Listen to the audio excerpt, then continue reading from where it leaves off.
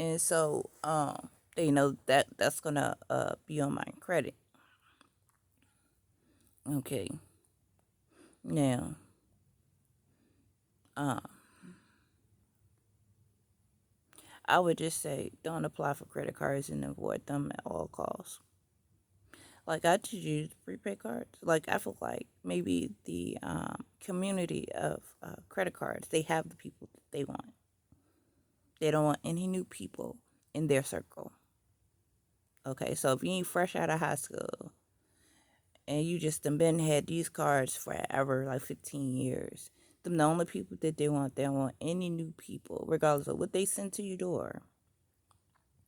Okay, so um, like I tell American Express, please take me off the credit card list because then you're not going to give me a credit card. You know what I'm saying? So it's just like going to J.C. Penney's. You're not going to give me a credit card, so why apply for it? I could just go in there and get some $30 pair of jeans. You feel me? Like, so I don't waste my time. You feel me? Then that just sends you basically further in debt. But what I was going to do was I was just going to activate the card and cut the card up anyway. Because I don't really, you know what I'm saying? It's nice that it helps you with your credit. But, I was just going to cut the card up when I got the card. Activate the card, cut the card on. Go buy some for like at the corner store, like I said, like a meal or something, and then just cut the card up. Then pay the little bill to come to the door. You feel me? And let that be what that is. And they can up the money amount and everything. But I just don't want to walk around with 10,000 cards anyway. But when people are working on their credit and stuff, like if you pay off a credit card and you apply for that same credit card, then the people should send the card in mail because you paid it off. It ain't hit collections. You just paid it off. You feel me? So like, I thought about maybe start off with going to a hotel in Virginia, then go to a hotel in DC, then go to a hotel in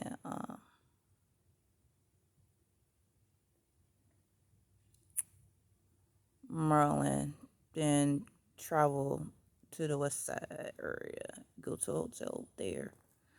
You know what I'm saying? Thought that would might be nice. Just to get away, to see some other than my four walls. You know what I'm saying? My daughter's staying with her godmother. Her godmother to Christian her. My mother tried to ruin all of my good relationships with people throughout this time, and now my daughter's at her godmother's house, and I'm so happy.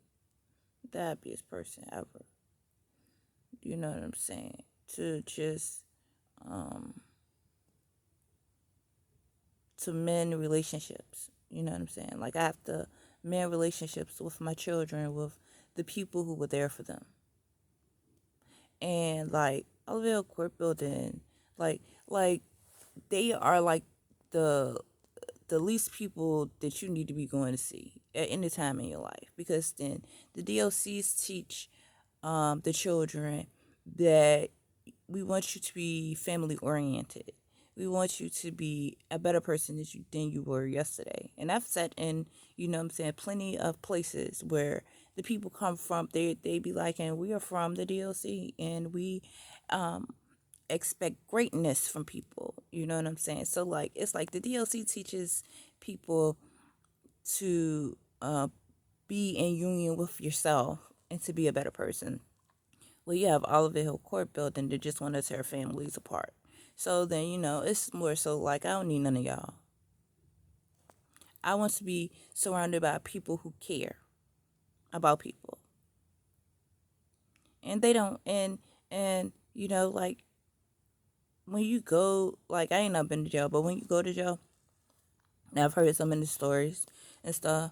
when you go to jail and stuff, like the if you've been there before, the deputies know who you is, and they be like, "And to see you next time." And then you really do try to just work on not going in there at all, because then I ain't really want you to know my name. I really didn't want to be in that type of situation. You know, when reading the Bible, I noticed that there is tragedy stories in the Bible. I noticed that there are love stories in the Bible. Um, so therefore, when I read the Bible, I'm very careful about what I'm reading in the Bible, because I don't want to read a tragedy to anybody, and then someone is in a tragic situation. You know what I'm saying? And then like, how really is that helping me? You know what I'm saying? So I would just rather read the love stories. You know what I'm saying? Depending on how you look at Psalms, it depends on who you are. You know what I'm saying? I look at it as a love story. You know, and yeah, it is. They did put it in a church. You feel me? Like they did put it in a church. You feel me? And so, in a church, we are praising God, we're clapping our hands and stumping our feet and praising God. You feel what I'm saying? But in real reality, when you actually read the stories in Psalms, they're love stories. Um, and when I tell you that you can create a story from the story and what you read, you can. All depending on what your imagination is. Okay. Just remember that God loves you, and that every man and every woman has to stand before God, especially when they do the mistreatment. You and people be like, you gotta do is get baptized and you go to heaven. It's a whole lot more to it than that. They try to make it to be this easy thing or whatever, but it's more to that. It's the work that you put in for God too. You know what I'm saying? And a bunch of other stuff too. You know what I'm saying? Like God wouldn't want you to be doing the tragedy stories. He would want you not to do the tragedy story. He may wanted to tell you about how these are tragedy stories, you feel me? But not to go out and be doing them, you know? So I am going to be getting myself together. I'm going to finish writing my next set of 10,000 words. And it's gonna take me a little while, because then I have to go into detail. Like I'm gonna go into detail and what do the house look like? Like you wouldn't know what the house look like. Um,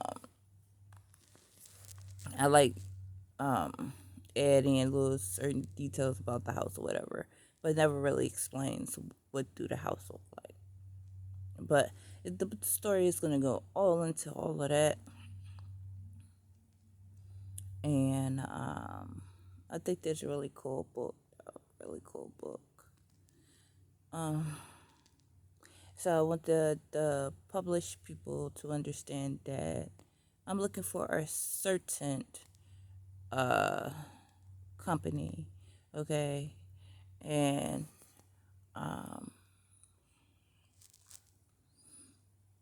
and just a certain story that I'm looking for. Certain story. Well, I will holler at you later. That little pocketbook right there, I got that I think at Bath and Body Works. I don't think they sell those no more, but I just kept my bag. I really love my bag. And then I think it said you are a peach, so maybe like you're a star. You know what I'm saying? But I really like that bag. If I go back in Bath and Body Works and they have like another little pocketbook with some little items in it, I buy it. So if you just ever notice that I have that in particular pocketbook, I decided to put my Bible in there. But just understand that God loves you. So do I. If anybody ain't told you, you just feel like you like lack love. I love you, okay? But just because I love you don't mean that you gotta come out and be stalking me. Like, where's this child at? You feel me? That's the reason why I'm like, YouTube is not for people to be getting naked on. You feel me? It's just more so for conversation, you know, people to talk to. And the dangerous people out here, you know. Soon as, cause one is just so fine, and she got the fat ass and the fat titties. I go find where she live at. That ain't how this work, you know. So I want people to be mindful on their YouTubes. You feel me? That they're crazy people out here. You know what I'm saying? And you want to be open with people, and you want people to help you. You feel me? You do. But at the same time, uh, there are dangerous people in the world. You know. I do want YouTube to know that I woke up this morning. I want YouTube to know when I'm going through a stressful situation. And how do I cope with this stressful situation? How will I deal with these stressful situations? You know what I'm saying? How do I overcome it? That's the reason for my YouTube page. That's the reason that I want people to follow me. You know what I'm saying? And how do we overcome these things? We thought maybe we couldn't overcome this situation. But if I did it, you can too. You know what I'm saying? Um, so just like I have to contact IRS because I put my money in my maiden name, my maiden changer name, and I want them to fix whatever is wrong with my information first, and then give me my money. You know what I'm saying? But then I want to have a plan. You know what I'm saying? So if they see, well, she is starting to come up with what a plan is. You know what I'm saying? Not that I won't get my money if I ain't had a plan, because I would, but I would rather have a plan. You know what I'm saying? It takes time for them to remove the people from my social security number. You know what I'm saying? So I'm giving them the time to remove the people from my social security number, because social security just gave me my number. You know what I'm saying? They can when they finish with doing whatever it is that they have to do, right? They would just send me my money, and if they indefinitely wants me to have my father's last name, then they are people that can order it through the courts and stuff. You know what I'm saying? They can do all that, but it's like one step at a time. So like I would like to do it when my father is alive. You know what I'm saying? And get it out over with. Like regardless of what the situation is. I was a baby. I don't know. Like, how can I say, my dad signed the birth certificate. I was in the hospital for a whole lot of months though, so like I feel like he did. You know what I'm saying? And so, but it has to be fixed. You know what I'm saying? Where I can have my father's name. Where my situation be a fixed situation. But there are people out here that you think somebody your dad, and they might not be your dad, but you would know. Your dad just didn't want anything to do with you. Somebody stepped up to the plate, and it's not your mama's fault. It's whoever the initial father is fault. Okay, so you know there are people that get adopted, and when they go through adoption, they can have this in particular father's name. And like I said, the person don't have to be your father, but he stepped up to the plate. You feel me? So just understand that you're not over control mothers, but mothers care about their children. Okay? So I'll talk to y'all later. I'm gonna lay here for a little bit longer, Gotta lay around for a little while. First I lay around for a little while. My mom was like, "You don't need your cane." Yeah, and yes I do. I don't know what's wrong with you. When I'm walking around Shackle Bottom, whatever, Shackle Hill, it's like I'm just in the vicinity. You feel what I'm saying? I ain't, and if I take Angel for a walk, we ain't going all that much far, you know what I'm saying, from the complex neither.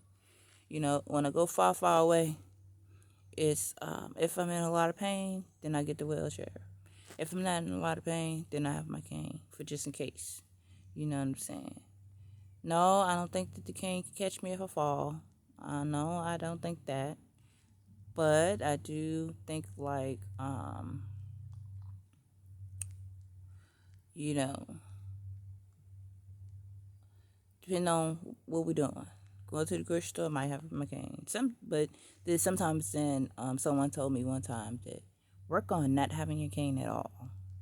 But see, when you just around the complex, it's easier to do that. You know, and get your stability back. Get your get it.